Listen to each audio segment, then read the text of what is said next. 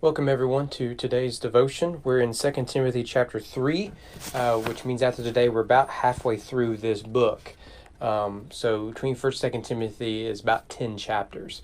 So again, not very long. Paul's letters in the order of our New Testament are organized by length.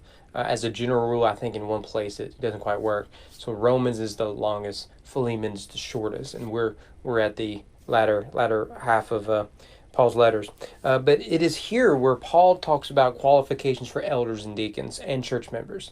So he's laid a foundation of what the church is, how we should conduct ourselves, and the foundation of the gospel, and the role of the pastor in all that. But now he speaks of leadership within the church. So this is equally important for the local church. And what we see in the book of Acts and even in the epistles is that everywhere Paul went, when he planted churches, he appointed elders and deacons. The first deacons are introduced in Acts, I believe it's chapter 6. We've not gone through the book of Acts yet in our daily devotions. But there we have the role of deacons as servants, and they later take on a more formal role within the church. But Paul would also appoint elders, and that's where we begin in verse 1. The saying is trustworthy. If anyone aspires to the office of overseer, that's what mine says in the ESV, he desires a noble task. Right away, we should note a couple things. One, what is an overseer, right? I come from a Southern Baptist tradition, or Great Commission Baptist tradition, if you've been following the news. And we don't use the word overseer for anything. Your translation price is elder. It could be bishop, but it could be a number of things. In the Bible, these variety of words mean the same thing, and we know that by Acts chapter 20, where they're used interchangeably. And so this is the office of the elder. And some see it that a church requires a plurality of elders. So you would have elder rule. This is actually the Presbyterian view. Their view is you have an office of the elders, and then when you go outside a local church, there's some of those elders go to another level and all the way up to the top. So Presbyterianism is top down and bottom up. It's kind of both. Whereas in like Episcopalianism and Catholicism and others, even like Mormonism, it's top down, very top. So you have someone at the top, goes all the way down. So in Mormonism, for example, you have a president and you have the 12 apostles there. Of course, Catholic Church, you have the Pope. In the Episcopalianism, the King or Queen of England is the head of the church, stuff like that. So we have the word elders here. Paul will say, secondly, that this is a noble task to pursue. This is a good thing, something that we should encourage. Now, I don't think we should encourage people to pursue eldership unless there is a calling there. If it helps, if you don't like the word elder, you can translate this to the word pastor. Now, we can debate plurality of elders or pastors all we want to, but just for the sake of simplicity, let us speak of it as the role of the pastor. And he says here, it is a noble task, and it is. It will very well be the death of you, but it is a noble task, and those who have the calling, and I firmly believe in the calling, should pursue it in obedience to God. But here's the moral obligation, the qualifications of him. He must be above reproach, husband of one wife. That literally means one woman man. And so there has been the presumption that you have to be married in order to be a husband. The problem with that, of course, is so many people in the New Testament are spiritual leaders, Jesus, Paul, and others, and aren't married. They're single. And not to mention throughout church history, there is that. So we rather need to see it as a one woman man. That's the literal Greek, because you can be married and not a one woman man. You can be unmarried and not a one woman man. So I think that ambiguity is more helpful when we think about this issue, because unfortunately too many single guys perfectly qualified to lead in a local church were considered unqualified because of this, and that is unfortunate. Sober-minded, self-controlled, respectable, hospitable, able to teach, not a drunkard, not violent but gentle, not quarrelsome, not a lover of money. He must manage his household well. And verse 6, he must not be a recent convert. Verse 7, be well thought of by outsiders. Right? So not only must he live a Christian life, he must demonstrate it publicly, privately, and lead others in the way of godliness. That's a basic summary of it. Well, then he switches to deacon. So right away, we need to know there are two offices within the church. There's the office of the elder, pastor, bishop, overseer, whatever, and the office of the deacon. Now, there's some disagreement over various denominations how this functions.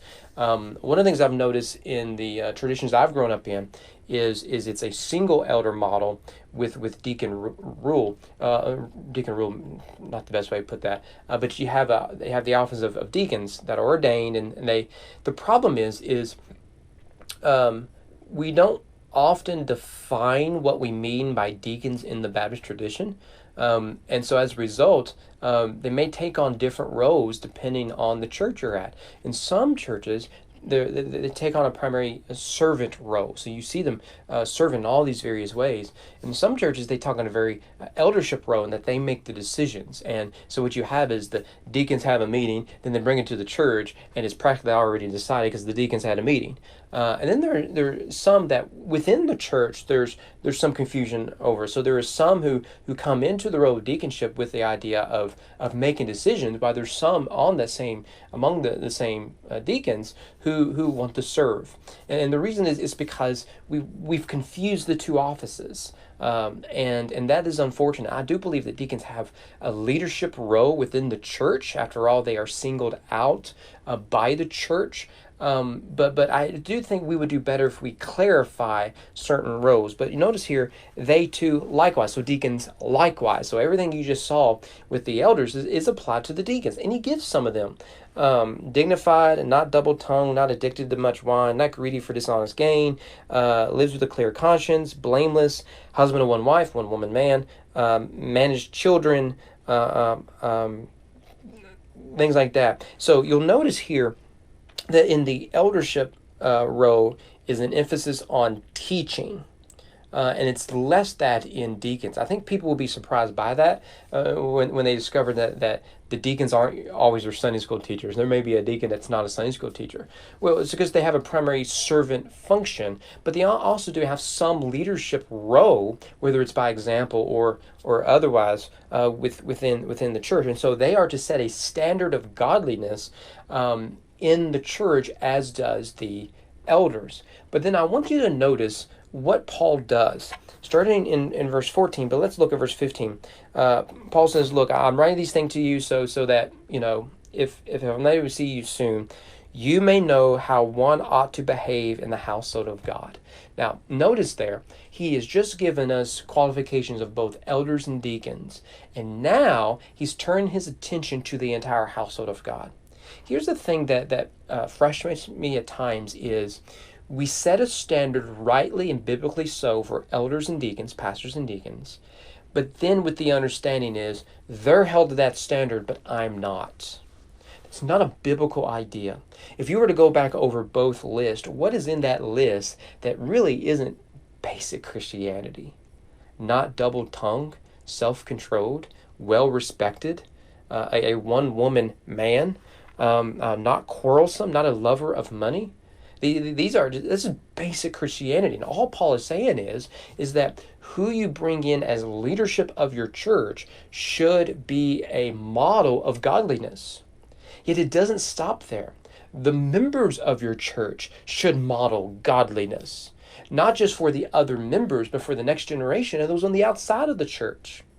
And so he says, look, I'm writing to you so that you may know how one ought to carry themselves as a member of the household of God. And so what he has as the foundation, the root of all of this, is laid out in the confession of verse 16. Now, it's important that we identify this as a confession. In my ESV translation, they actually have it in a poetic sense. And I think that's helpful, because what we need to see Paul is doing here, he is quoting a confession that predates the writing of First Timothy. So what you have here is, being that Timothy is in Ephesus, he's saying that the Ephesian church is familiar with this confession or hymn or whatever it might be.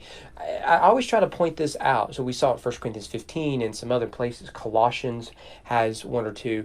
The reason Philippians 2 is another example. The reason they're important is because these confessions and hymns are very early, which means the doctrine and the story told in these confessions and hymns are early.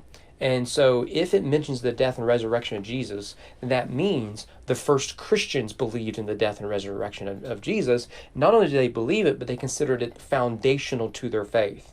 So those who come and say, look, the later Christians made it up because they wanted to justify their faith and they borrowed it from the Greek myths.